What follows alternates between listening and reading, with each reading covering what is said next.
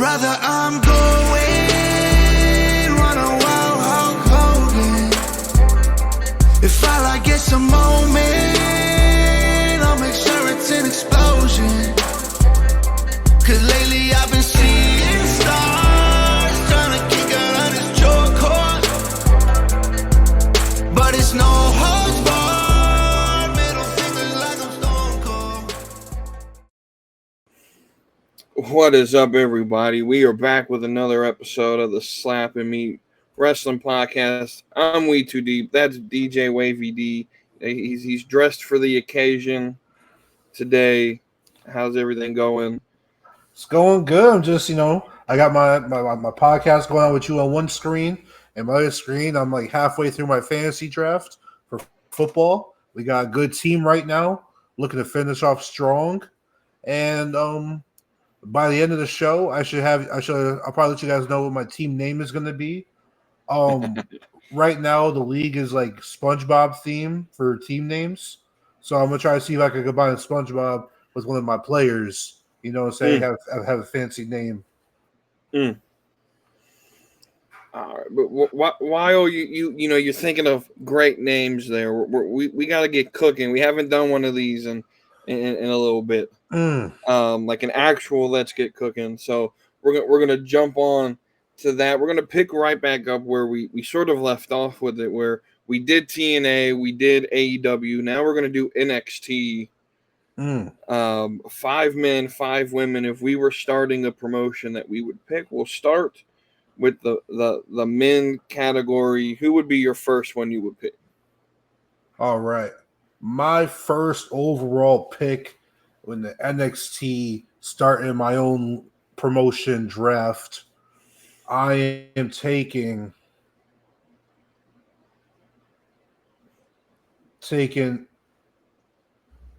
Ethan Page. Yeah.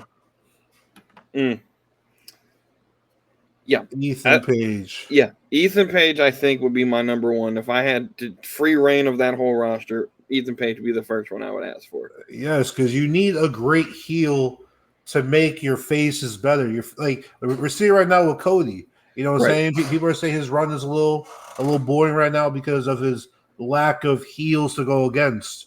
Whereas we look on the other end, even though people say Gunther might be a little sleepy, but based off the promo stuff, but we can't argue that his feuds so far haven't been good because he's been up against good faces, and he's a strong heel.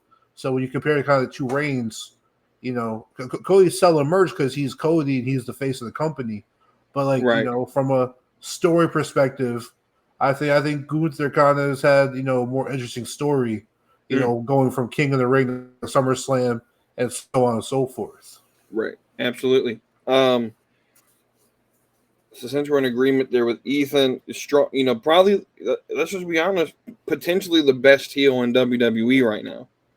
Just the gimmick itself. I mean, and so who would be number 2 for you? Oh, I thought we were like drafting. No. Okay. Okay. Shoot, because I was thinking you would take Trick at your first, and then I was going to ask you. No draft. Just like if free reign for everybody. Yeah. I'm assuming Joe Hendry doesn't count because he's a TNA contracted wrestler. That would be correct. No Joe Hendry. All right, then I am taking Obafemi. I see money in that guy. You know what I'm saying? See, look, me and Wavy D on the same wavelength here. Ethan and Oba. It's my draft pick. I don't want to miss that up. But me and Wavy D are on the same page. Ethan and Oba, you're 2 strong heels. With Oba sort of the younger one that could be the future, hold down that mid card. But we're both on the same page there as far as the first 2 men's picks. Who'll be your third pick?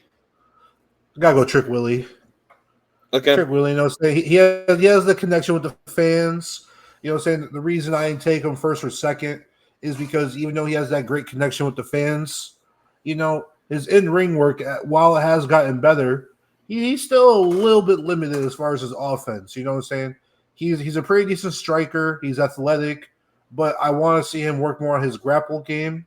Be able to complete more grapple moves, whether it be certain types of suplexes or power slams or power bombs or certain types of maybe submission holds. I feel like he can improve in that game a lot. So I'm liking Trick Williams in my third pick for the men. Yeah. So I'll be honest. I didn't pick Trick Williams as one of my 5.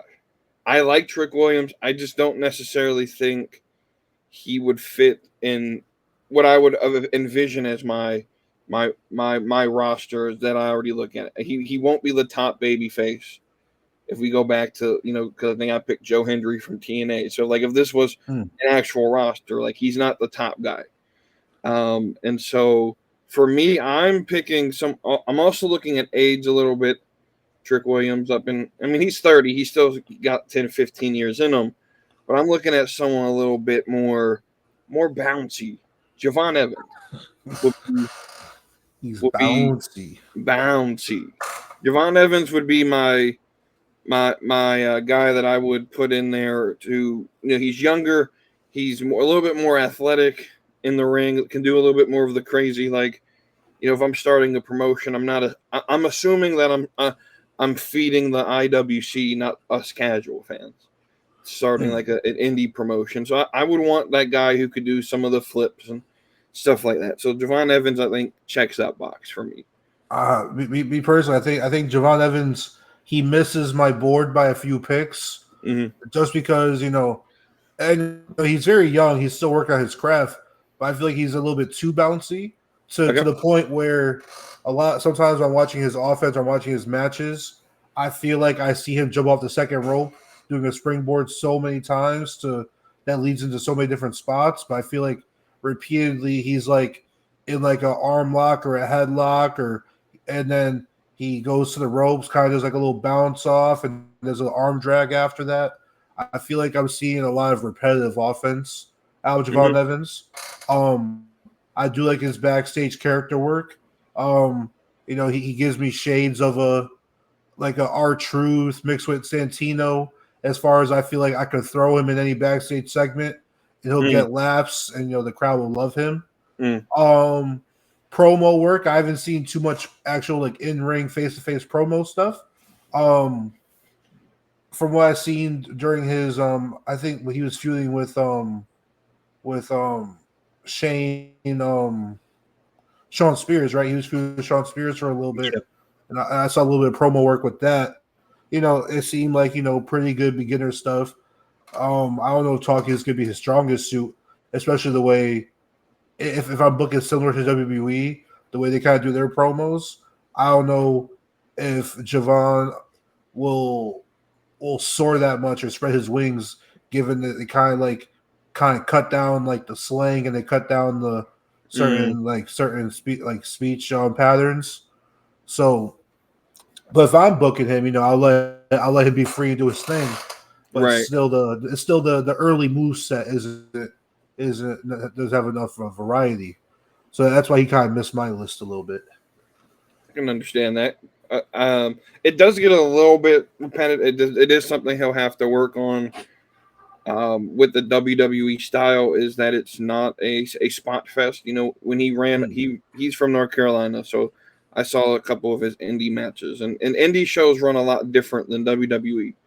It is just a spot fest, and so if he can work on it to where he can make the springboards mean something, and not do them on every single move, then I think he's magic. Who's pick 4 for you? Let's see. Pick 4 for me.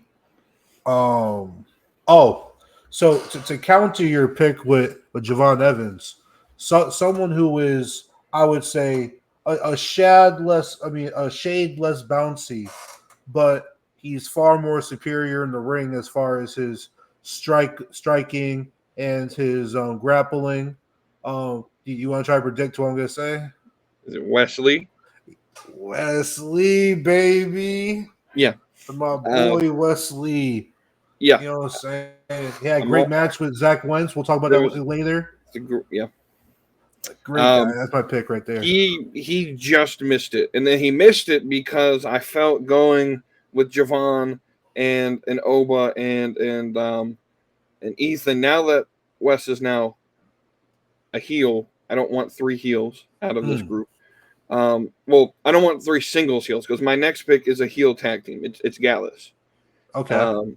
Gallus to me may be my favorite tag team in WWE. I'll be honest with you, if they should go up there and join Gunther, help him talk a little bit, because the Coffee Boys can talk. Yeah, Wolfgang, the bigger one in the Gallus, he can't really talk all that well, but the Coffee brothers are really good on the mic. But yeah, Gallus would be my pick 4. Who would be your pick 5 for the men? Okay. So, oh shit, I am a pick 5. I thought I had one more pick. My math wasn't mathing. Now I gotta cut someone. Actually, no. I could take this guy as part of a tag team. Actually, I might be able to take the whole stable. Let me get the family.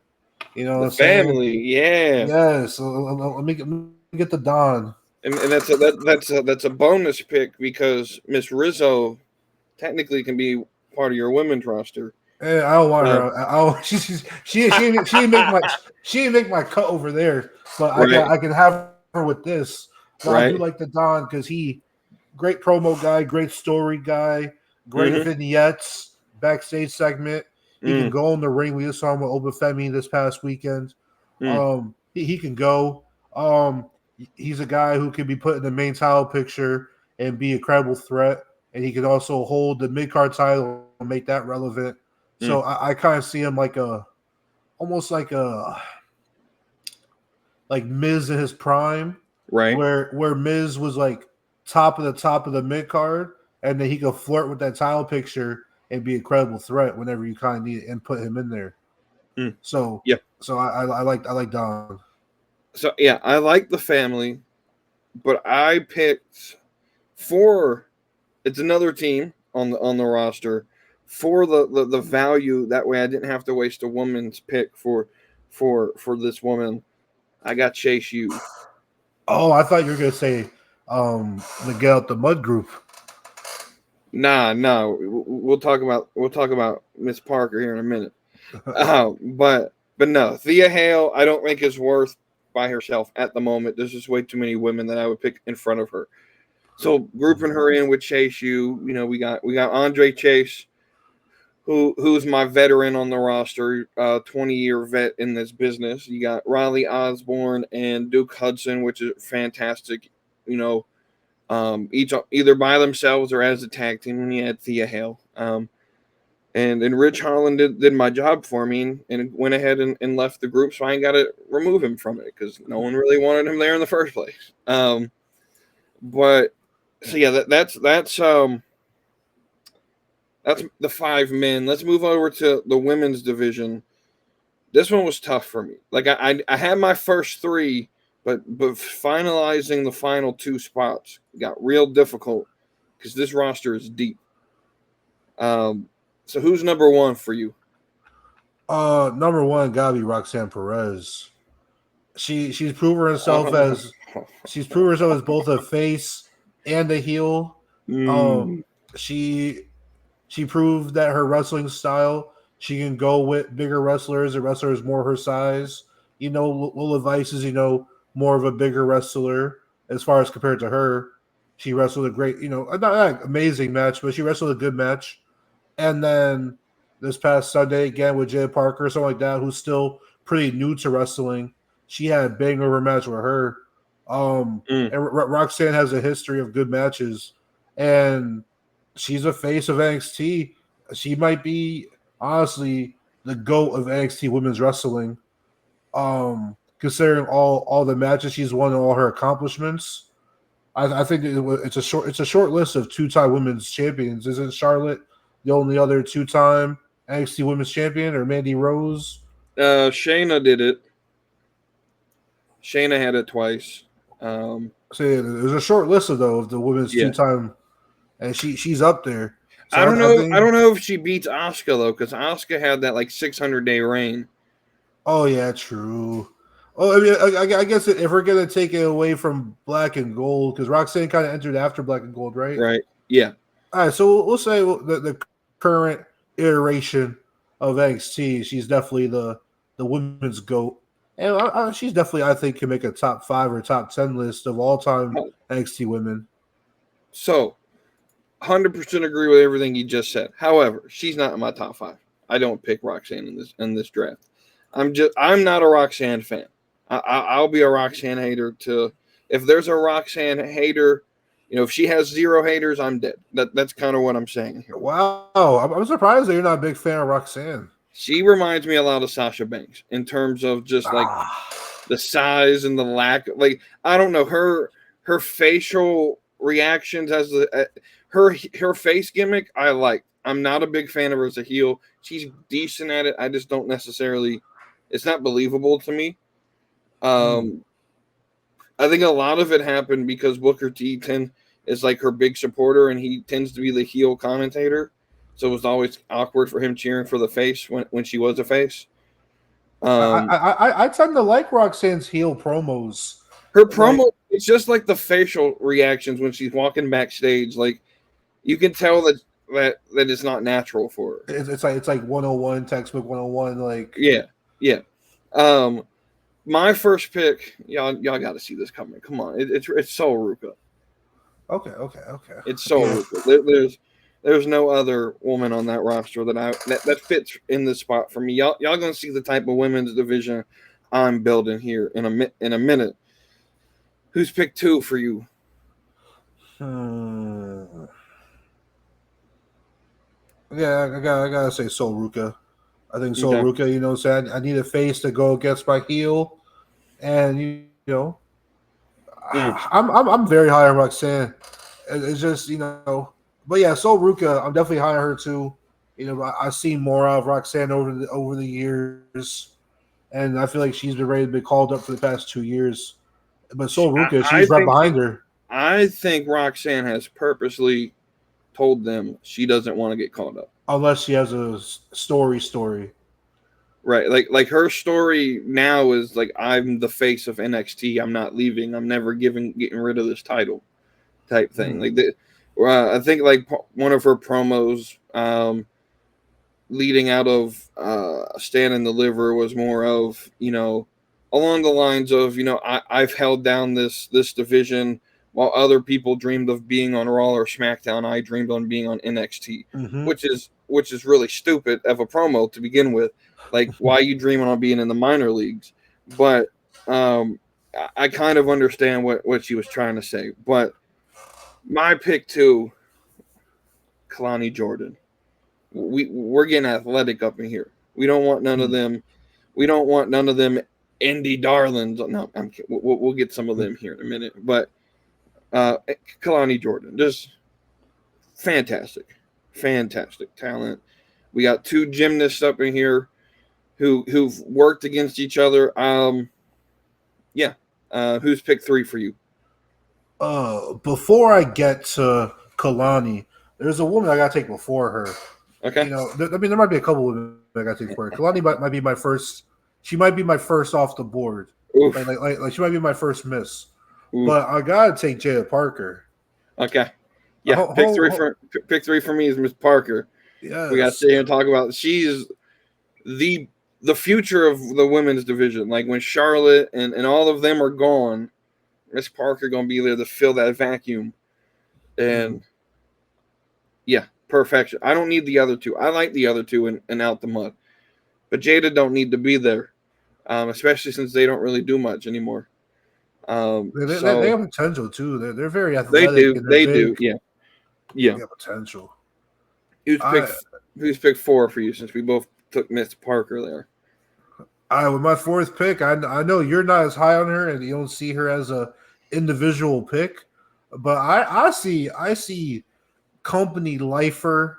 I see like my female John Cena almost in this woman.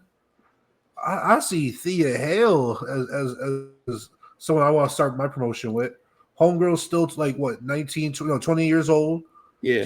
She got saying that depending on what her life choices are as far as kids and whatnot, she got 20 years in the business left in front of her. Right. So it's not that I'm not high on her. It's just when I have five picks, I'm not going to waste one on her when I can draft the whole team. That was sort of my whole strategy there. But yeah, I'll say this: out of all the NXT women, I think she's the most ready for the main roster. You could send her up and tag team with Maxine Dupree right now. Have Maxine and Thea Hale as a tag team, and it would be gold. So, I mean, I don't hate the pick. I think it's a good one, especially if you're looking. It's sort of like my Javon Evans pick. Dude, he's only like 21. So, I mean, you're drafted for the future with that pick. My pick 4 is someone that I don't think anyone else would pick except for me. I'm super high on her, and I may be wrong with this. Can I guess it? Go ahead. Fallon Henley? It is not Fallon Henley. Dang it. It is Tatum Paxley. Okay. So when I was looking at this, I looked at what I drafted. I drafted Kalani, Sol, Jada, and while they're all unique in their own different ways, they're all sort of the same sort of standard, like we're here to wrestle, we're here to fight. There's no real gimmick to it. It's just pretty plain. Tatum represents sort of like a gimmick that if I was booking someone, I would need someone like how she's running her gimmick now. It's not going to win you titles, but it's just something to be that entertainment, to sort of break away from the athleticism. Have someone like Tatum who she's spooky and she can come out of from under the ring and she plays with the dolls and everything. It's something unique for the show to have. And so Tatum Paxley, pick 4. Who's your pick 5? I'm looking at the roster, and because there was I was between two people, and I can't find the other person. I guess maybe they got released, or maybe they secretly got brought up to the main roster, but I'm not seeing them on the NXT roster, which is funny because they've been on the NXT roster for years. And oh no, I found her. Okay, she just looks a lot different. I don't know if this is part of her gimmick right now. All right, but that was just for curiosity reasons, because compared to what I'm going to take, instead of her, who was it? Well, the person I'm taking is Gigi Dolan. Okay. I like Gigi Dolan because she brings like a indie hardcore vibe, right? And I feel like she's kind of down for whatever. You know what I'm saying? She could be like the Smoke Show of Toxic Attraction. Right. Or she could wrestle you a street fight, and like if we want to get a little bloody, she's down to get bloody. She's a wrestler who's down for whatever. She also could tell a good story and a good feud if you go back and watch her feud with JC Jane, during the breakup. That was a great feud. I thought it was my draft pick. I heard like clicking in my ear, but it was someone else's draft pick. So Gigi Dolan. I always preferred her over JC Jane. I know some other people like JC Jane better. I thought Gigi was kind of the standout of that group. I know Mandy Rose had the title, but I never really thought Mandy was like the greatest wrestler. She can do promos and she looks good. Like she looks like a superstar. But I always thought Gigi was the better wrestler out of the three of them. So she's taking my 5 spot. And she just beat out the likes of Kalani Jordan. She beat out the likes of Cora Jade, who I'm still very high on. She's a big injury risk. I'm not assigning an injury risk. Isn't Gigi kind of banged up right now too? No, Gigi they literally just sent her home. They have nothing for her, which is shameful. There's literally no reason for that. Like, Sean, I need you to just cook up something for Gigi and get her back on TV. Is JC her or is that storyline the face mask thing she got going on? It's storyline. She But broke she her hurt too. She broke her nose in a match. But yeah, she took I think she's no longer in the mask anymore. She's actually now that you mentioned Toxic Attraction, she's in another tag team now similar to it. It's her, Fallon, and Jasmine Nix, and rather than calling them Toxic Attraction, they just went to the dictionary and found words that sounded similar to Toxic Attraction. They're called the Fatal Influence or something like that, which literally is the same type of gimmick. So you're telling me it's similar to Pure Fusion Collective? Yeah, they just started naming random shit. But my pick 5, so I'm going to be fair, and I'm going to say that I'm not going to pick Julia because I was going to take the easy way out and just be like, hey, she's technically part of the roster. But I'm going to be fair and not pick her. I'm going Izzy Dame. Y'all know I like my blondes, and she's got potential, dog. And she's got Braun Breaker as a boyfriend now, so you know she's going to get that push. So I'm picking Izzy. Izzy Dame is number 5 for me. So that's our Let's Get Cooking. So let's go. The title of this episode is What a Weekend We Had in Wrestling. We had about 4 shows this weekend between Bash at Berlin, No Mercy, Raw. We also had TNA Emergence. Not sure how much of that you watched. I made I think I made it to match 3 or 4. Right. So I was losing. Yeah. So I have zero interest in going match by match on this card. I just want to know your sort of, with your limited experience with the modern TNA roster, what were your thoughts on what you saw from Emergence? My issue isn't so much the roster; it was the venue. Because I supposedly, I guess the place could be set for 1,000 seats. That's for a concert with the person on stage in a chair. Meanwhile, they were set up for 400 or 500, but most of those seats were in the balcony where you can't even see them. So just looking at the arena was just so almost demoralizing, and it just was. It wasn't the greatest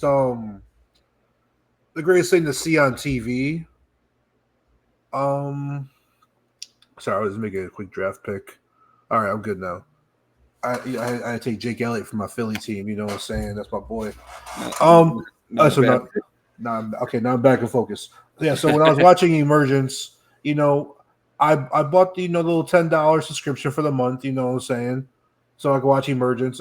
I mostly bought it because in my free time next weekend, I want to go back and watch some old TNA stuff, some prime TNA stuff. I guess it has the library up there from what the description said. But go up there and watch that Bound for Glory. I think it's 2015, and you'll see you in the crowd. Find me in the front row. Well, not front row. I'm 8 rows back, but I'm on camera every time someone's coming down the stage. So I'll keep an eye out for you. Now it'd be real easy. I'm in a yellow shirt. Oh, okay, but that's easy. Real easy, bright. The only guy, everyone else is wearing black. I'm in yellow. So yeah, but just for all first impression, the crowd, just because the venue, the way it was set up, there wasn't a lot of people on the sides. Also, since the crowd was set up that way, the hard cam was facing the stage, and I'm not the biggest fan of the hard cam facing the stage, especially when there's not much to look at on the stage. It's very plain. Also, there wasn't many. You can't really see the fans on the aisleway. The last time I recall liking the hard cam facing the aisle was, I think it was the 08 Rumble when it faced up. When it faced the entrance. That's the only time it actually it looked very appealing to me. That was Cena's return, right? Yep. Yeah. That might be a big reason because it's so memorable. And AEW does a decent job at it sometimes when the hard cam faces the stage. That was one thing. Oh, the Ultimate X match, which is one of TNA's like staples and what they're known for. This Ultimate X match was very, very underwhelming. Yeah.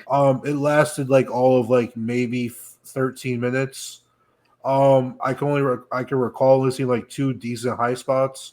One of them was it might have been homie from Chase U. He did a moonsault off the stanchion. He got like kicked or punched and did a moonsault off of it. And then there was one spot on the actual cables, but there just wasn't much going on at all in the match, and it was very underwhelming. I also didn't recognize too much of the names. Like I heard them in passing, like Speedball and stuff like that. I heard that in passing. The bigger guy in the match, I've seen him before, but he was also very out of his element. I guess that's part of the story that was going on. Who's the big guy in the match? Yeah, Hammerstone.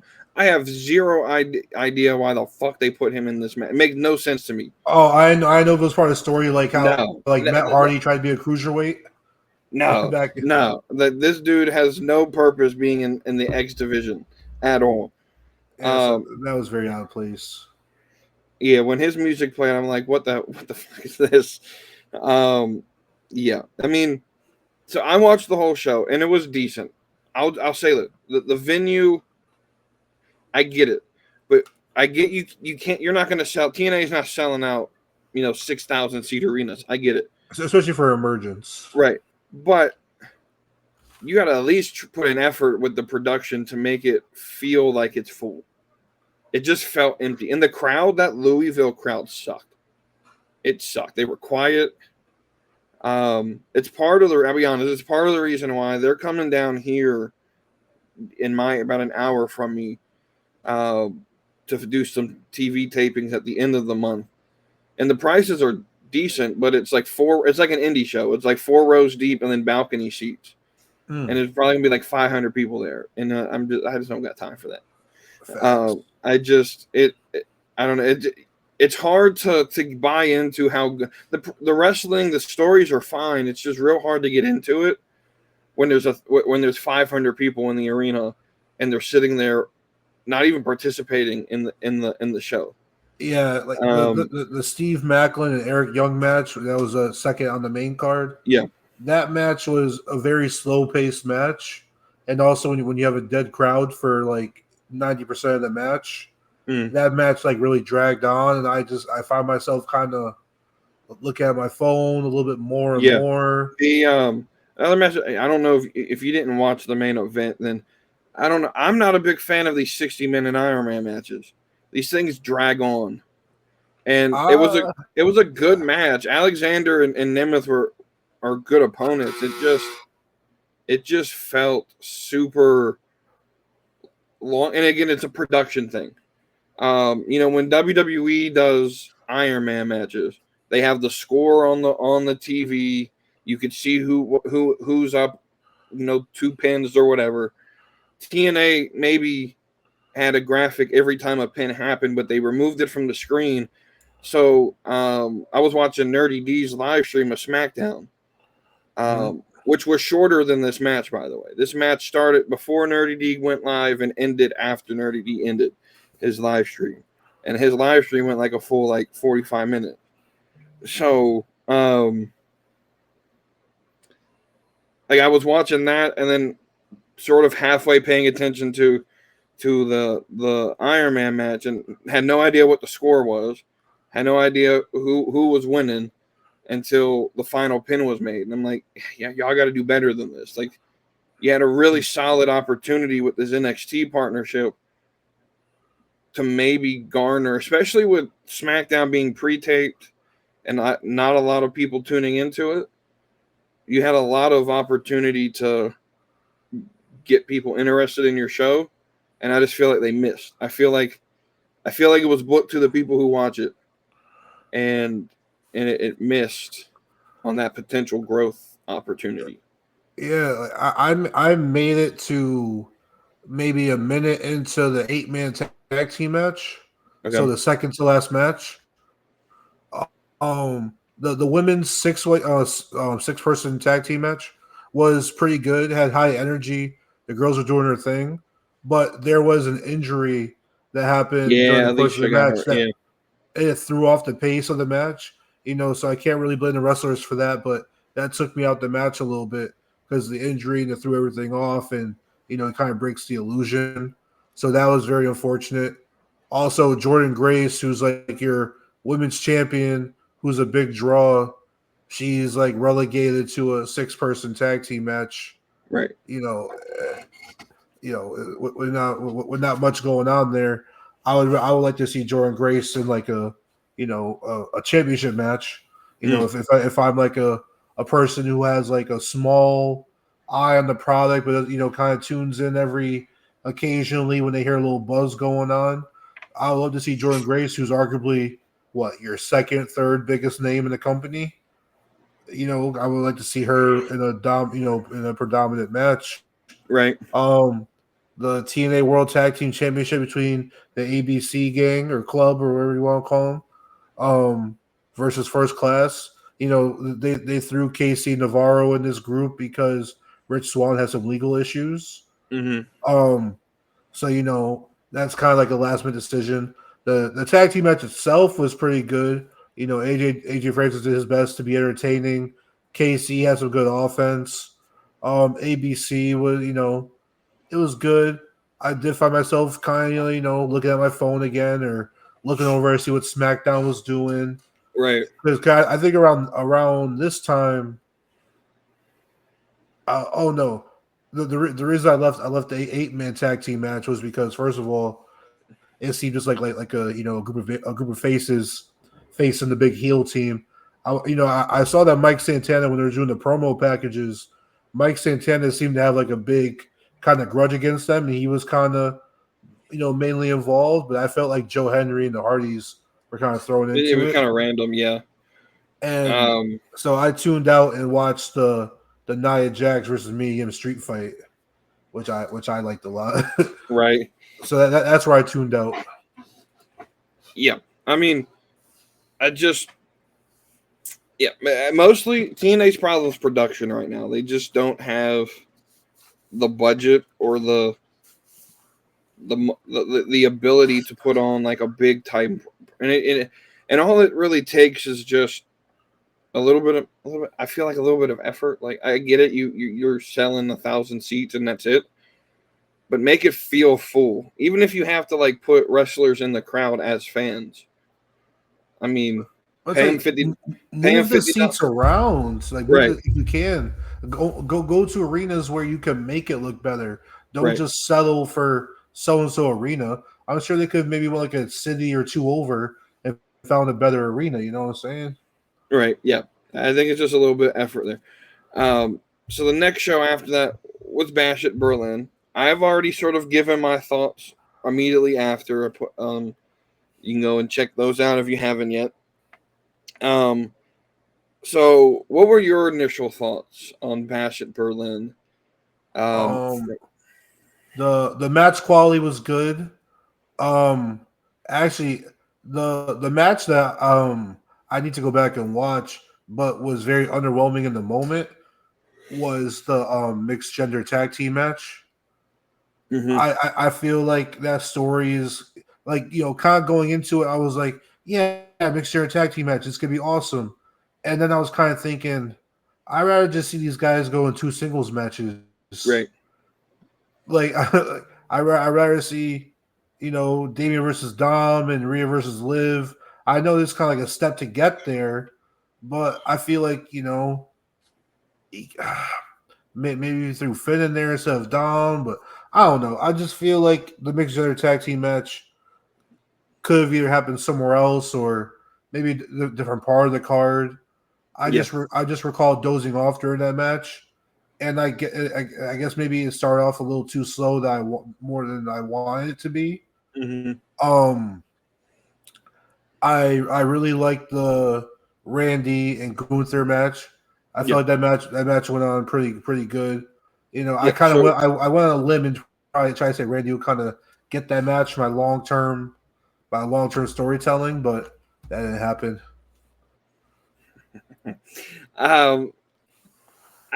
So if I had one phrase to describe this would be glorified house show. This was a house show. That's all this was. That's all we should ever expect these events overseas to be. You know, we're coming over for one night in your country a year. You're getting you're getting all the big names that the fans want to see, and it's just going to be, you know, we've been calling it fan service, but it's just a house show. And that's why Cody versus Owens can start the night and run a slower pace and not be the energetic type of match that typically starts a PLE. You know, you mentioned Gunther and Randy. This match, if you are a wrestler and you're going to enter wrestling training school, this match is going to be shown on how to do anything in the business. Timing of everything, playing to the fans, you know, the technical ability, all of it, like spot on. Like if we're rating this match, this might be potentially the best technical match of the year. Now the AEW fans will say differently, but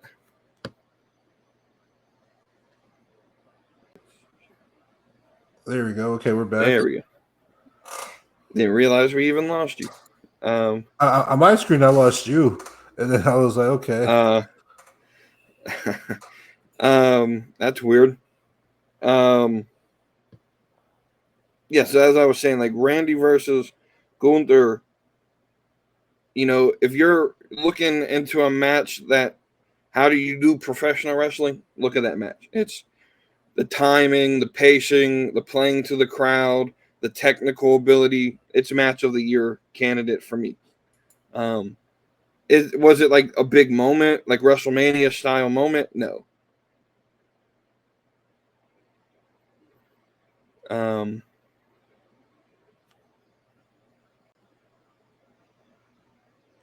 All right, cool. We're back. We're good. Yeah, I refreshed the page because it was saying that you're on my screen showing that like your Wi-Fi signal is like going in and out. So I just refreshed mine just in case. Oh, okay. I kind of figured that would happen. I have two different modems in my house, and I'm connected to the wrong one. I just realized it. So I was hoping it would cause problems. Let's talk about No Mercy, though. We sort of mentioned it, and let's get cooking. What were your thoughts on No Mercy? Best show of the week. Absolutely, without a doubt. Best freaking show of the week. Every match delivered. The one match that I felt was not underwhelming, but the two wrestlers, their wrestling styles didn't clash the best, and it kind of was Kalani and Wendy Wu. Yeah. Is it Wendy Wu or Wendy Chu? Wendy Chu. Yeah, Wendy Wu's the warrior from Disney Channel. Oh yeah, their wrestling styles didn't clash the best, and Wendy Chu, you know, Kalani is not the biggest person, but Wendy Chu's even smaller than her. Right. And so that match felt. Oh, and then towards the end of the match, they missed a big spot that threw off the ending a little bit. But other than that, they put on a good performance. But it was just their styles weren't the best clashing.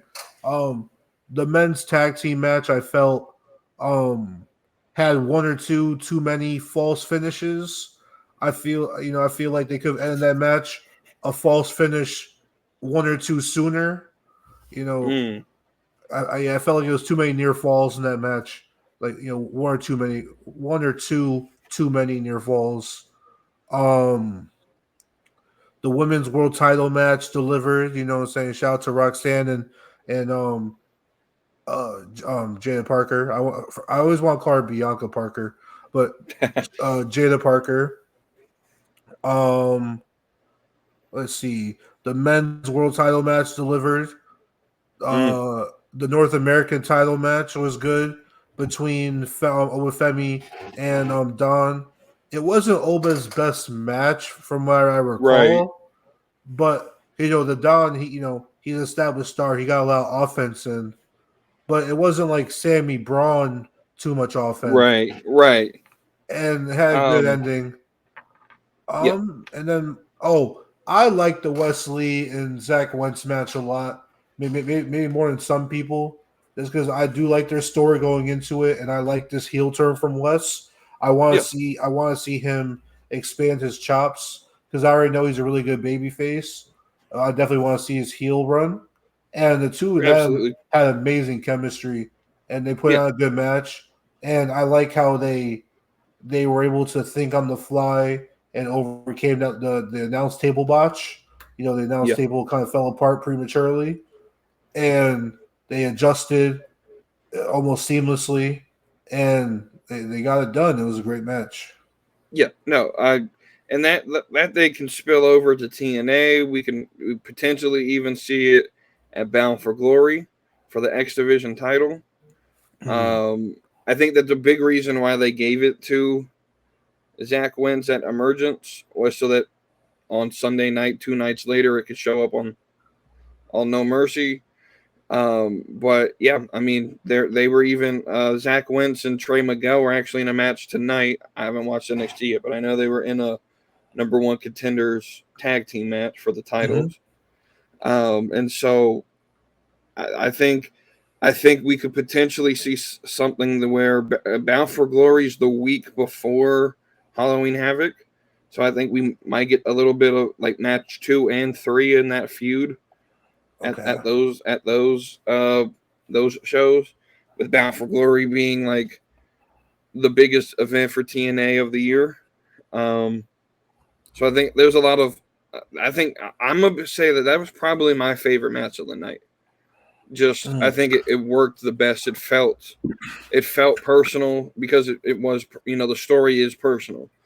I know you weren't a big fan of like the false. You were mentioning all the false finishes. It was sort of a theme of, Nerdy D just got done talking about this on his show.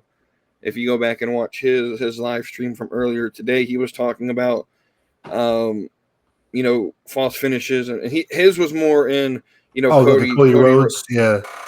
And so I mentioned there that I'm not against false finishes.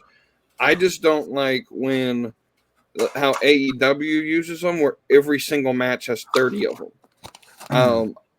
But I do think, especially when it's like a starting match, like that tag team match was, having 4 or 5 or 6 of them to sort of start the night and get the crowd into it, I don't think that's necessarily a bad thing. But I don't think if every single one of those matches had 30, near falls. I'm also, though, not a big, like, on the same way, on the opposite side, I'm not a big fan of random pins for the hell of it.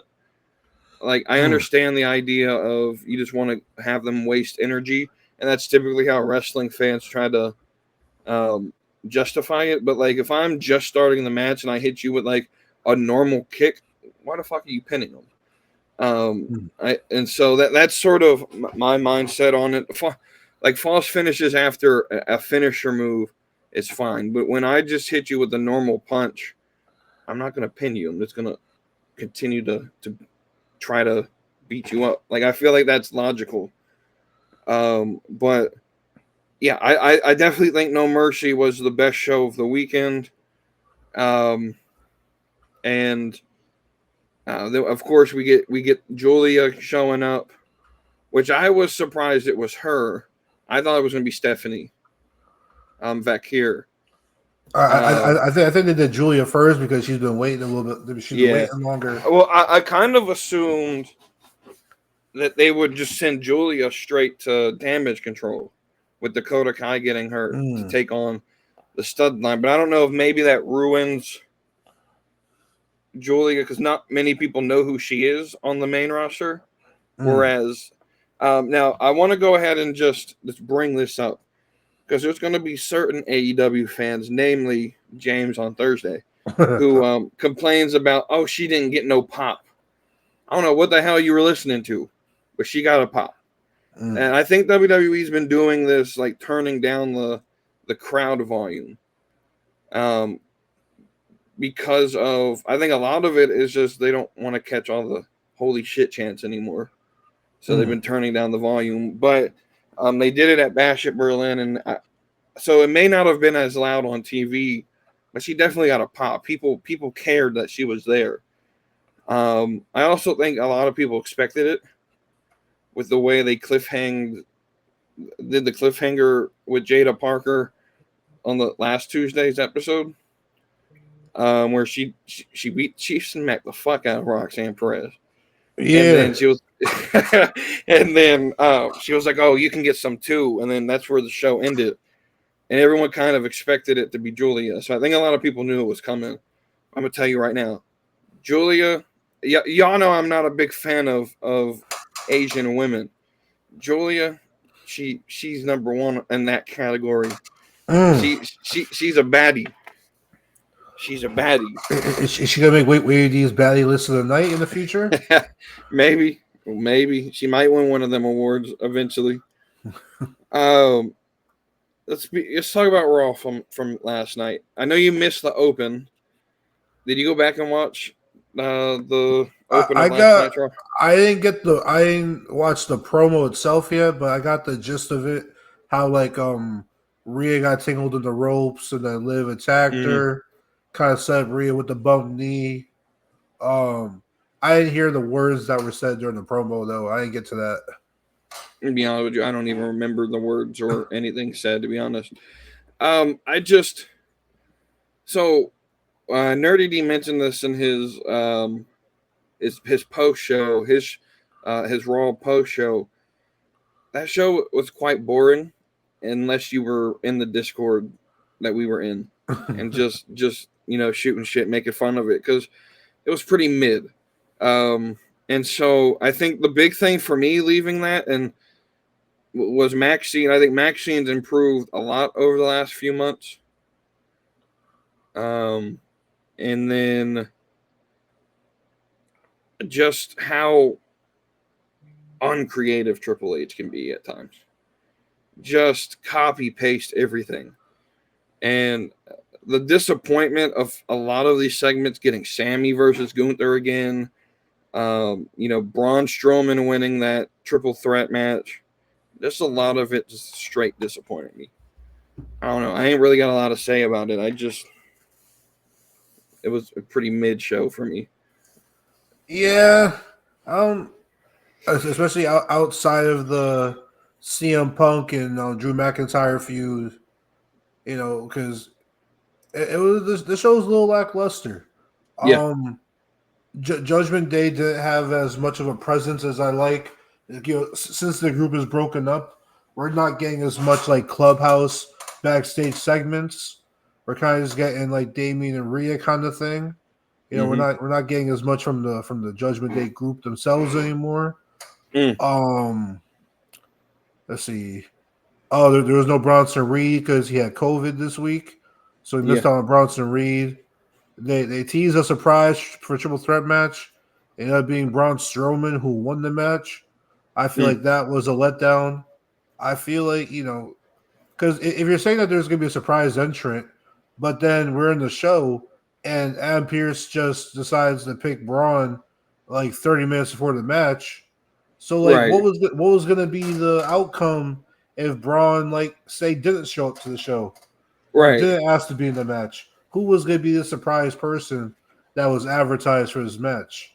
That's some of the plot holes or lazy booking that I can't get behind sometimes. I also want to know, like, in the real world, if I was a promoter or if I was a manager, right, at your job, and you came and said, "Hey, man, I'm hurt.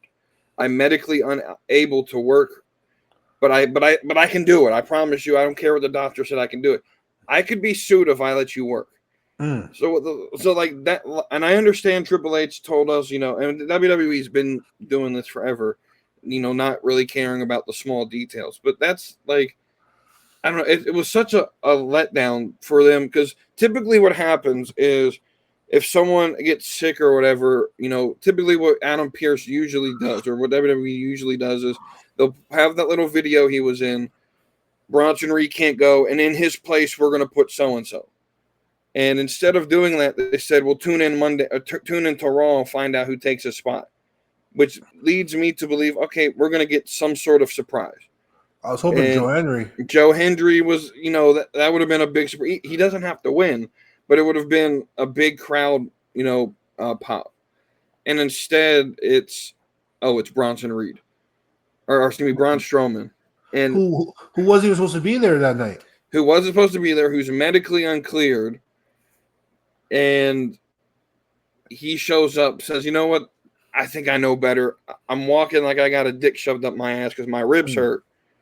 But I got this." And not only is he in the match, he fucking wins the whole thing. Like, I knew Sheamus was getting taken out by Pete Dunne, but I don't understand not having Ludwig win that match.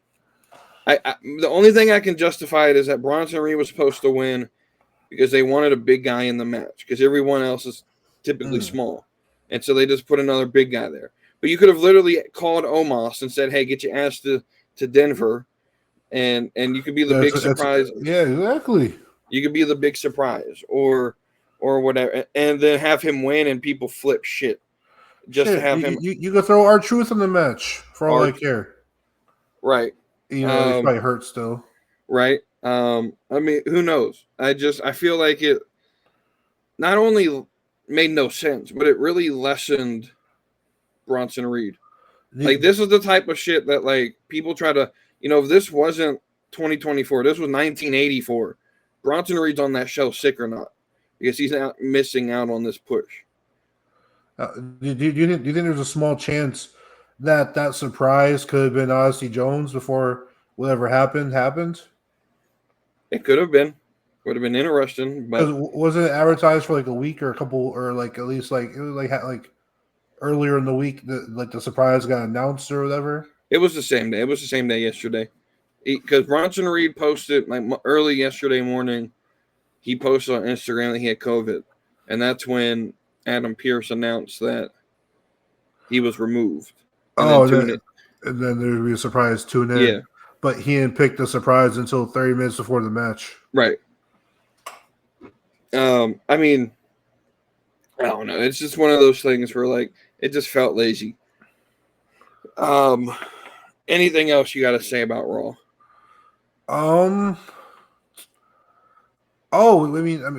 We got like maybe 5 seconds worth of I don't know if you want to call it advancement, but it wasn't really advancement. But the Kofi Xavier thing, I like the Kofi Xavier and Karrion Kross story as far as like story progression. Right. So that's a whole weird thing too. They don't even address him on Odyssey on TV. You had Kofi on the screen, Xavier. I don't remember him being there. He was on the show. So I like it was just weird how, and a lot of us didn't know that this information we know now about why he was removed from the roster. I just sort of assumed this was the website glitched out, or they're maybe making changes to his profile because he wasn't in the alumni. So I think they're about to Chris Benoit his ass and just completely remove him from the website. I mean, he didn't do much in WWE anyways. So right. So he didn't win no championships or nothing. Bro, I saw something from like 3 years ago when 205 Live was still a thing, and that motherfucker was on that show. Odyssey Jones versus Roderick Strong. And there's no way you could convince me that man was under 205. It's like when the Dudley Boys try to compete in the X Division. Right. All right, so Raw's done. So we'll move to the B-Master has 2 questions about NXT for us. We just mentioned Joe Hendry. He wants to know, like, explain Joe Hendry's popularity. Why is he so popular? And how long do you think this momentum will last? I think Joe Hendry is popular for a couple reasons. One, the main reason, I think he's very memeable. He's very internetable, if you want to say. Like you could like someone who's not a wrestling fan can gravitate towards a Joe Hendry meme or want to use a Joe Hendry meme. He's not only in the ring he's not bad. He's a fairly average wrestler, slightly above average wrestler. He's not nothing extraordinary, but his entertainment value as far as like his concerts and stuff, and he's allowed to be funny and creative. Promo wise, he's not like the greatest one-on-one talker, right? But he can get last up the crowd and get the crowd behind him and get the crowd to chant at the heel and do stuff. So he's really good at getting crowd engagement. But I think a big part of it, he's memeable. He's internetable. His song is catchy, which is again meme is like kind of like a meme. And I think he's vanilla enough, like looking, so where he's like the regular guy. Like Right. he's not, he's a little bit bigger, like he's a little strong, but he doesn't look like unachievably built or unachievably strong. Right. He looks like someone's dad who, went to the gym for 5 months and now he's on wrestling. Right. Like he looked like an average Joe kind of guy. You can get behind that. And also Right. he's like British too, right? People love the accent. Yeah. So everything you just said, especially the meme ability of Joe Hendry, like the first time I'd ever heard of him was on TikTok. Mm-hmm. Every fucking TikTok scrolling up and down was this fucking song, and I hated it at first.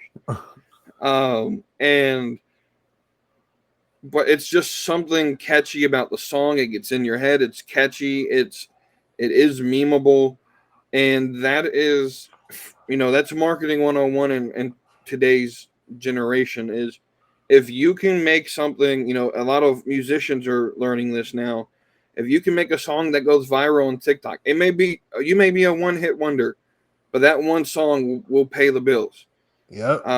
And so, I mean, I can't tell you, especially like in like the country genre, how many artists go viral on TikTok, get record deals. We never hear of them again, but this one song that just goes forever. Right. They can live off of that forever. And so that's part of it. How long can it last? I mean, I don't expect it to last that long. However, it could also last forever. It just depends on how he's willing to adapt the character. It's sort of like a mix between like The Rock and like Elias. And I think it's a little bit more, like you said, average Joe than Elias was. Elias wasn't that charismatic. And they also had Elias play a heel, whereas this gimmick sort of requires you to be a face. And so I think that's part of it. I think it's a mixture of just his ability to use the internet for his, but he also has like a built-in story of like, I mean, he's been doing this trying to get popular in wrestling for like 10, 15 years. He started on What Culture had their own promotion. He was there. He was one of the first guys that they built. And I mean, he's been trying to get, he was popular in the UK. Then he comes over here, gets real popular. And so that's what I mean. Also, when I talk about like, if you get the American audience, you're sold, right? That's what I mean with like Okada. Okada can't get the American. I mean, his gimmick now is kind of funny. Now that I mention him, I think it's kind of funny that everyone thought that Okada was going to become Akira Tozawa when if he signed to WWE, and then AEW literally makes him Akira Tozawa. Yeah. So another thing about Joe Hendry, I think he's one of the few wrestlers that's beloved by the casuals and the IWC. Yeah, everybody likes him. Yeah, and so his second question about NXT is: do you think NXT is popular enough to go overseas? I mean, they had overseas branches, and that was kind of more like WWE's foothold in different countries. Right. Because you had wrestlers like Alba Fire, who's like a 300-day champion or whatever, over in NXT UK, and now she's over here on the main roster. She's like a tag team champion or whatever, but she's not what she was over there. Right. Like, do you say what is NXT in particular going overseas? Yeah, I think it would be. So here's the thing with overseas, because they get very little wrestling. Anytime a major company goes over there, it's going to sell. And so, my issue with NXT is I don't want them to be. I know like my whole thing like last year was NXT is the third brand. I still believe that they're not developmental, but I view it a little bit differently. it's sort of like the main roster is, to use a sports analogy of hockey, where you have your NHL teams, the best of the best, and then you have your the minor league team, the AHL, which is a mixture of guys who can still play hockey, but they're 30, 40 years old. They're not NHL caliber, but they're still good enough to play pro hockey. Mm-hmm. And then your developmental guys. And that's what NXT is. It's like the minor leagues. It's still pro wrestling. They're still pro athletes. But you're either trying to repackage yourself, you're not good enough to be on the main roster, or you're in development. And so that's, I don't necessarily think it would be smart to package NXT as a global show. Yeah, when they're developmental. Yeah, are we touring overseas, or are you trying to like create like, you know, keep NXT in America but then reopen like a NXT Europe or NXT Japan? Right. I feel like that at that point you might as well just do WWE UK or Right. WWE Japan or Asia or whatever. WWE Australia, you know what I'm saying? Right.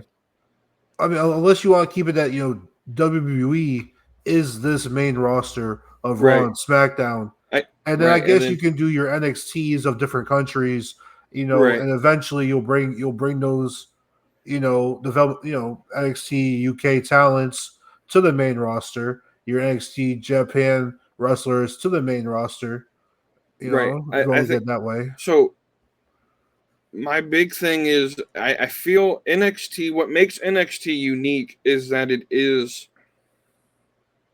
it's the feel, because I mean, you've said this with AEW. If they put Collision in a studio and just ran 1,000 people and made it feel intimate and full, like NXT, if you put NXT in an arena every single week, it's selling 1,500 tickets.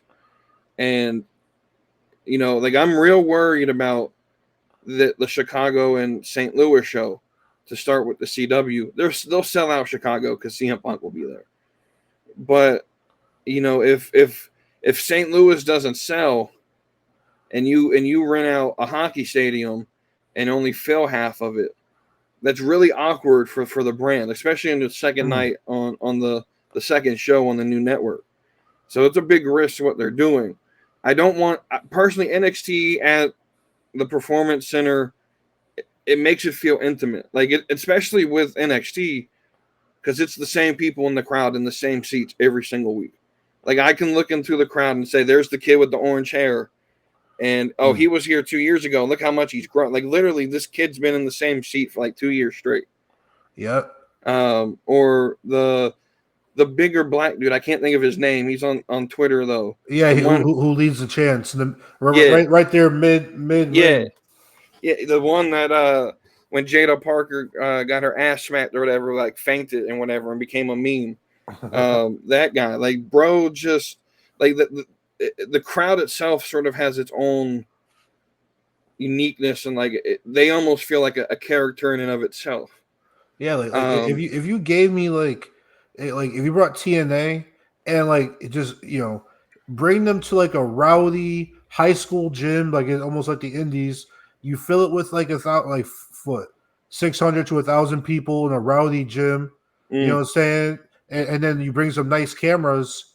I'd rather see a rowdy fan base who's chanting and doing their thing and they're engaged in the show, rather than a high budget studio with a jumbotron, but like, you know, 20 people on camera. Right. All right, I missed this. I almost forgot about this. Before we get to Thirsty Tuesday, we can't forget about AEW for a minute. Yes, I love AEW. They're running their second pay-per-view in 3 weeks. Where All Out is this Saturday. They're running Saturday pay-per-view this weekend, which means that I might actually watch it Saturday night. We'll see. But we're going to make predictions, and I haven't looked at this card because I wanted this to be straight off the top of my head. Yeah, I'm pulling it up now for the first time. All right, so you got it off of Wikipedia, or I'm on like pwtorch.com. okay? It was updated 12 minutes ago. 6 matches. 1, 2, 3, 4. Yep, 5, 6. Yep. Okay, so I'm gonna start with the order they are on Wikipedia. Well, no, that's we'll start it. Will Ospreay versus Pac for the International Championship, which has changed names like every week for the last month. It feels like. Who wins it? And by the way, it's in Chicago. Just so everyone knows it. Who wins? Ospreay versus Pac. Pac's not from Chicago, right? He's from Europe. he's from the UK. Yeah. So seeing that MJF is preoccupied, I don't know if there's enough interference options that can lead to a Pac victory. I feel like, if Will Ospreay is going to be your guy and you're going to push him, AEW is not shy of, like, I guess, booking a double champion or pushing someone to the main title scene, even though they're holding another title. So it's not like WWE where he needs to drop his mid-card title to go chase the world title, right? So right. I see Ospreay winning this match unless you get some type of. Because apparently, from what I read and seen, Ricochet has been debuted as a face. Yes, which makes his Twitter and Facebook interactions even worse. Because we suspected maybe he's gonna be a heel. He's playing into the gimmick a little bit. No, he's a freaking face. So he's just a little salty on the internet. But give me Ospreay unless Ricochet makes some weird heel turn after 2 weeks. Right. Yeah, I'm going Ospreay. I do feel though Ricochet. I think they'll run a face versus face. Ospreay versus Ricochet. I don't necessarily. I think Ricochet comes out at the end of the match and challenges him. Next is Willow Nightingale versus Chris Statlander, Chicago Street Fight for the CMLL Women's World Championship. I gotta go Chris Statlander. And I'm only going with Chris Statlander because Willow won the tag team match to pick the stipulation of the match. Correct. And I feel like if you want Willow to win, that kind of should have been reversed if I'm going off of just, basic 101 booking logic or historical logic, historical patterns, if you will. And I feel like Chris Statlander has the potential to be a big player in the women's division. She's powerful. She's strong. She has a good look to her. She has a manager who can do the talking for her because, she's not the strongest talker. As much as I do like Willow Nightingale, I just don't think that they're going to push her properly. She has a title, right? She has the CMLL. I'm pretty sure I think she's champion, yeah. She's not holding 2 titles, right? It's just a CMLL or whatever. Yeah. And, so I think Chris Statlander wins this match. I'm with you as well, Statlander. I just think it makes the most sense, like you said. Willow picked the gimmick, and I'm sure with it being a street fight, we'll get some interference somewhere. Yeah. The man who should be your world champion, Swerve Strickland, takes on Adam Hangman Page in the steel cage match, replicating CM Punk versus Drew McIntyre. Kidding. No. Swerve has to win this, you think? Maybe. Yes. This is number 2, right? This is not number 3. This is number 2. I've lost count. This feud feel like it's been going on all year. Yeah, but as far as matches, have they only had like Hangman versus Swerve 1? That's the one where he drank the blood out of his face. Yeah. Was there a second match after that or anything? Or a match before that? I believe this is 3. You'll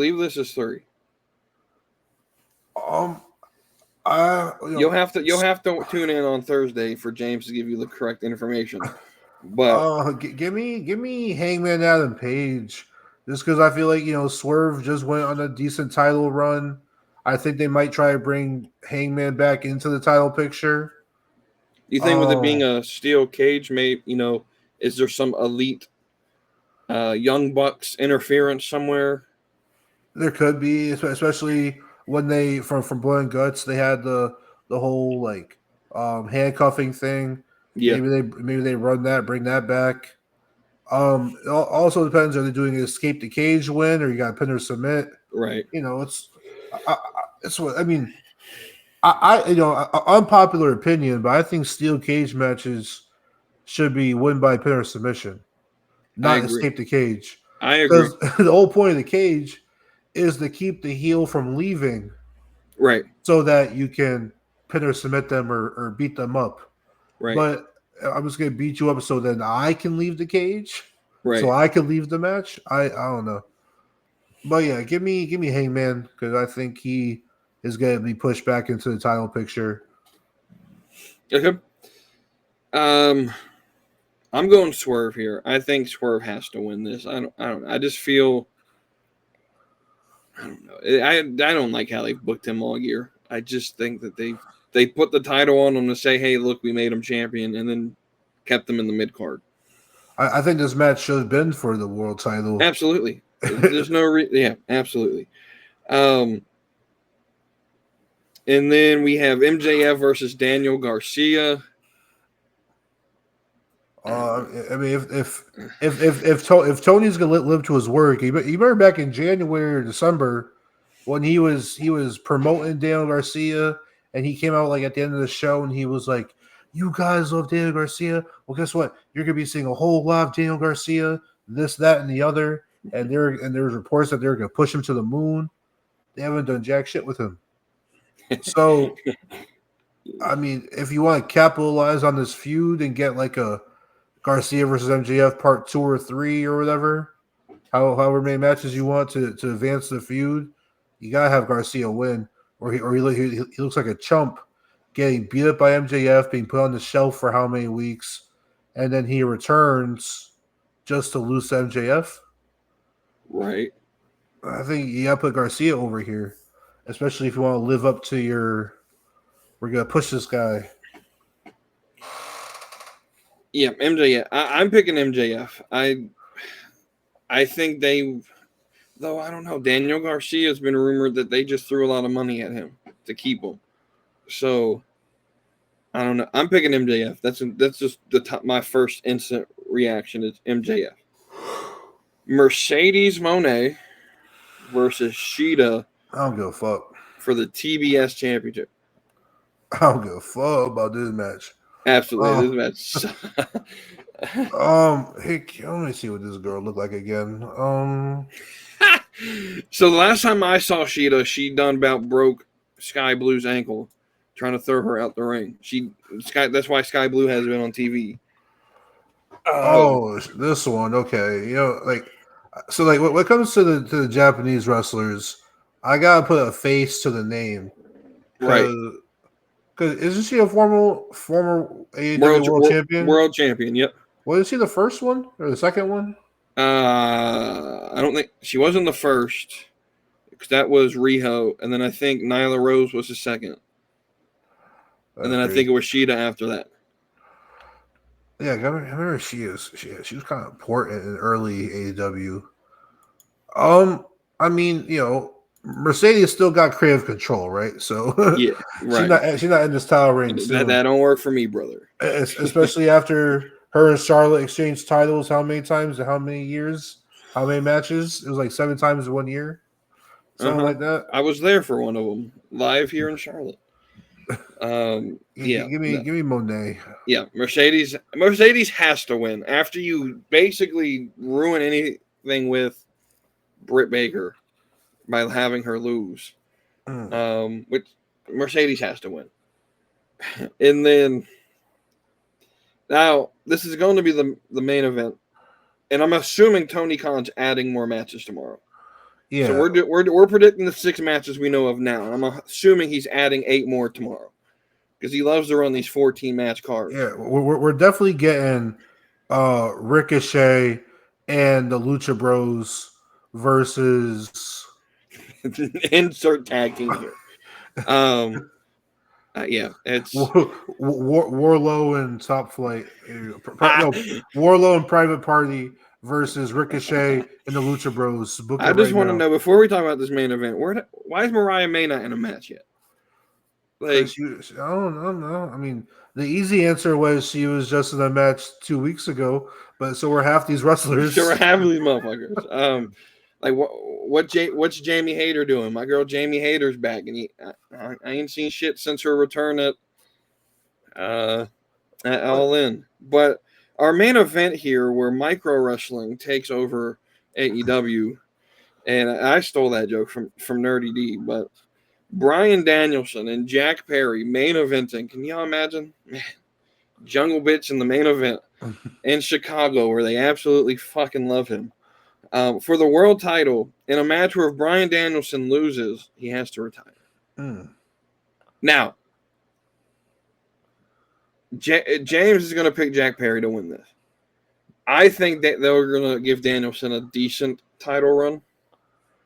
But this could still play into my theory that Danielson loses this match, and then the Friday after shows up in Seattle on SmackDown on the debut on USA. Just saying, he can technically still do it. I don't think it's going to happen. I'm picking Danielson to win. Isn't there some show going on in Washington that like y'all think that he was going to be at or something? Or James think he's going to be at? There's a show in October in Washington. He thinks that Bryan Danielson's going to be at. Now, as far as predictions, if you're asking me who should win this match, Jungle Bitch should win this match. Okay, Jack Perry. Jack Perry should win this match. Okay, that way he can at least get some sort of closure or momentum or push or getting over from the whole CM Punk situation. Because right now, Jack Perry is looking like a jack bitch. Okay, he's looking like a jacked up bitch. So he got in trouble with CM Punk and he got sent to Japan. And then the tapes came out where we saw he got bitched, and then he came back. He won. Is he also like TNT champion or something? He was, but then he lost it. It's who the fuck beat him for it? Oh, that ladder match, right? Wasn't it a ladder match he lost in it? No.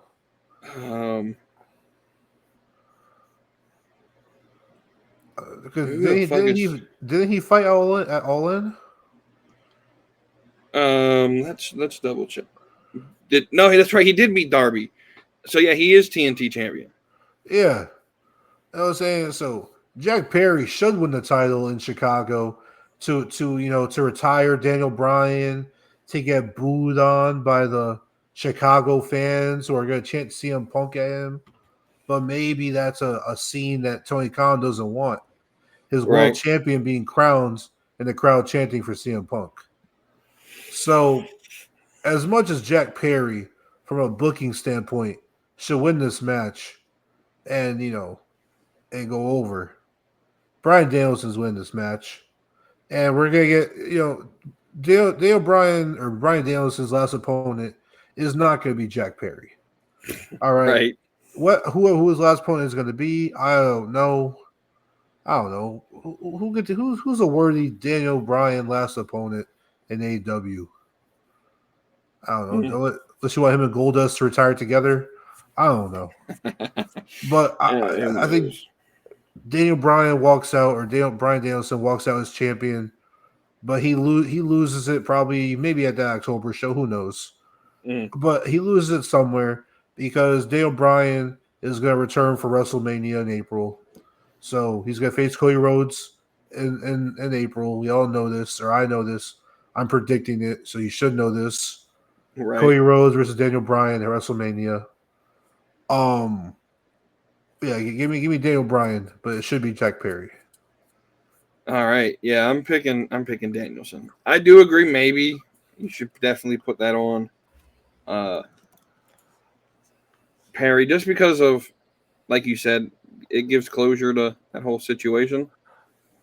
But with that, we're going to move over to the final four of our men's tournament here for Thirsty Tuesday. I haven't posted an updated bracket in the Discord yet. I almost forgot about it completely again. But with that said, let's announce the winners from last week. So we have Carmelo Hayes beating Joe Hendry, even though our number one supporter, Kara, you only wanted to vote for Joe Hendry, even though I think you voted for Joe Hendry. Didn't you? No, I voted Carmelo. Okay, so yeah, we both went Carmelo then. And then, so Mello wins there. Roman Reigns beats MJF. I voted Roman too. Trick Williams beats Danny Garcia. And I know this. I think this was the only one we were different on. I had Kaiser, you had Logan Paul. Yep. And the Discord in a straight 3-0 vote voted for Logan Paul and agreed with you. So that leaves our final four, our two matchups here. Carmelo Hayes versus Roman Reigns. And Logan Paul versus Trick Williams. So Carmelo versus Roman, who are you picking? Roman Reigns. Yeah, I think that's fair. I think Roman's. Yeah, I'll go Roman there. I like that. And then Logan Paul versus Trick Williams. Oh, this is tough. I think Logan had the advantage of going against like a lot lower competition. Yeah, because I don't think Logan should be in the finals, but it's just to get to the situation, he beat some mid, some mid talent. He got the luck of the draw there. I gotta go. Trick Willie. Roman Reigns versus Trick Williams. Yeah. I like Trick there, as well. What I want to do though, I want to see what the Discord vote is, because when I made this bracket, there was an opportunity for Carmelo versus Trick, and I kind of figured we were gonna maybe get that as the final. But Roman versus Trick, so I made a prediction with myself, looking at it when I made the bracket, that the finals was going to be either Carmelo versus Trick or Roman versus Trick. It just sort of wrote itself, and it looks like we're gonna get one of those matchups. Though I didn't expect Danny Garcia to make it to the damn near the end. This Discord vote really fucked some shit up. But any final words before we sign off? I think currently in the world of WWE, to answer one of B-Master's questions, I think Raw is the land of opportunity currently. Just based off of pure TV time that they have to fill, and that there's no bloodline over there. Because the bloodline takes up a lot of SmackDown TV time, and SmackDown is a one less hour. Right. And right now, Raw has more TV time, and they're not. And a lot of people are eating over there. We're having like 6 or 7 stories being told on every episode of Monday Night Raw. We're on SmackDown. We're lucky if we get 2 or 3, 3 stories. Right. You know what I'm saying? Everybody's eating on Raw. Everybody's eating. Right. I'm glad you brought up that question. I almost completely forgot about it. I think if I'm an NXT superstar, I think there's a lot of them. Roxanne Perez, JC Jane, Fallon Henley. I think there's a lot of them that look at where they're currently sitting right now on the pecking order in NXT, and they look at someone like Dragunov or Carmelo Hayes, and they're not being used in anything important. And so if I'm Roxanne Perez, why would I go join a main roster where I'm not the top of the card? And so I think the opportunity right now for the NXT superstars is just to stay on NXT. Especially if you're Roxanne. I mean, she's 24, 25.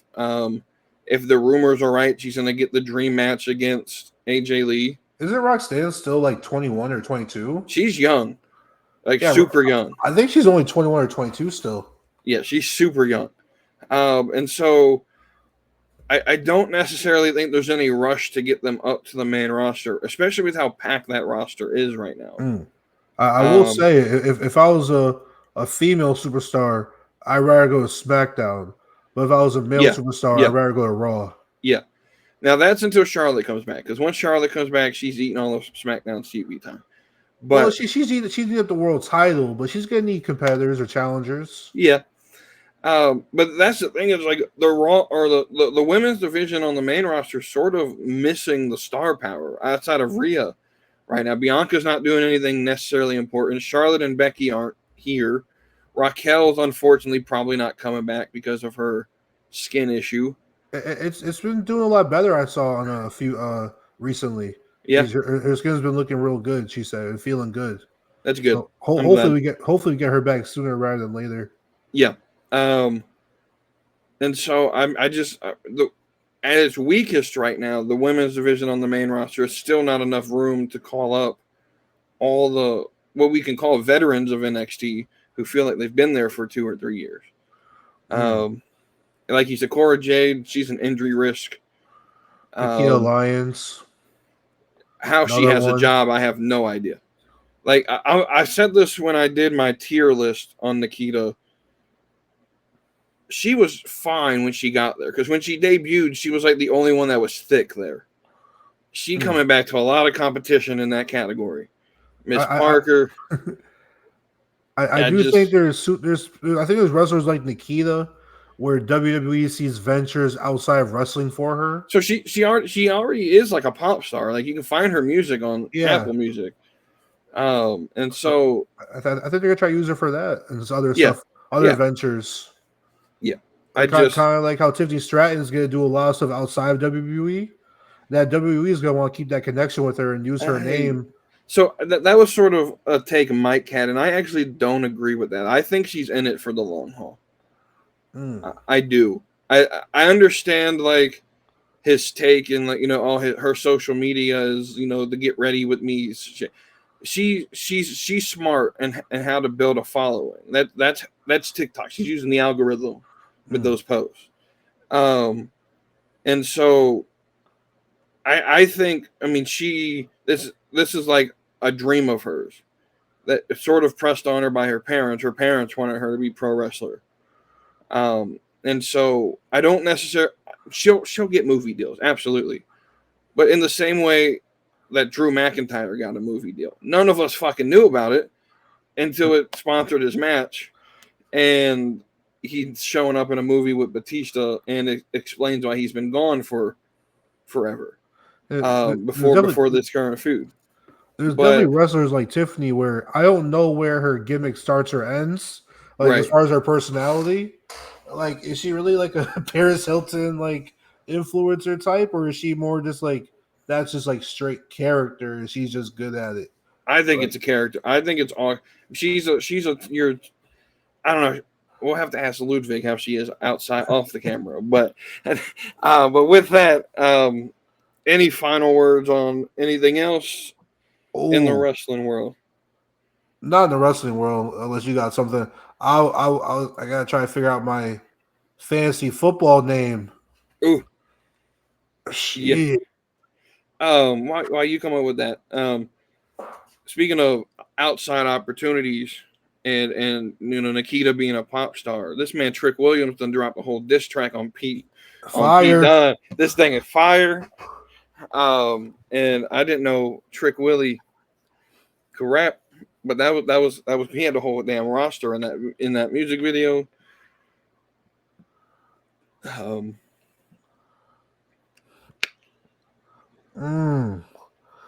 Oh crap.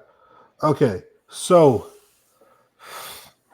it has to be SpongeBob based. Okay. That's the league rule. It has to be SpongeBob based. And I'm trying to tie them with my roster. So a quick rundown of the roster in case you have any, a brainstorm or anything. I got Tua. I got Tua Tagovailoa, whatever his name. Tua. Bijan Robinson. Josh Jacobs. Nakua. Whatever his fucking name. I got DJ Moore. I got Dallas Goedert. DK Metcalf. Devontae Smith. Jake Elliott, the Texans defense, Jared Goff, Aaron Jones, Romeo Dowell. No, sorry, Rico Dowell from the Cowboys. Javonte Williams, Romeo Dobbs, Dawson Knox, and Cole Kmet. So when I was thinking from SpongeBob, you remember the episode where it's like, "Oh, who you calling Pinhead? I'm Pinhead." Right. And I know it has something to do with Texas. Oh, do you think what was it? Him and Stanley were talking. You think everybody from Texas is dumb? I got the Texas defense, but I don't know.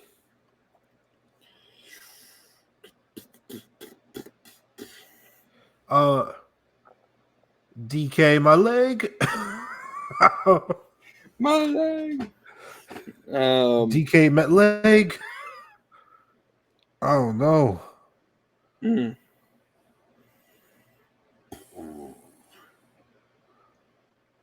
Are you ready? Oh, I don't know. I don't know. I'll give some brainstorm to it. I'll let you guys know what my team name is on next week's show. All right. Yeah. So that's been another episode of the Slap and Meat Wrestling Podcast. As always, all the links are in the description. Go get your merch. Go join the Discord. Help us out. Like I said, go get your merchandise. And tune in Friday as we have my solo episode. It's going to be a really good one for you guys. And I got a new segment called Star of the Week. And that's something that I'm going to start running on Fridays. Wavy D can get that Baddie of the Week award. I got the Star of the Week. Who shine bright in that week of wrestling. So tune in Friday for that. And until then, y'all have a great rest of your week. Brother, I'm going run a wild Hulk Hogan. If I like get some moment, I'll make sure it's an explosion. Cause lately I've been seeing stars, trying to kick out on this jaw cord. But it's no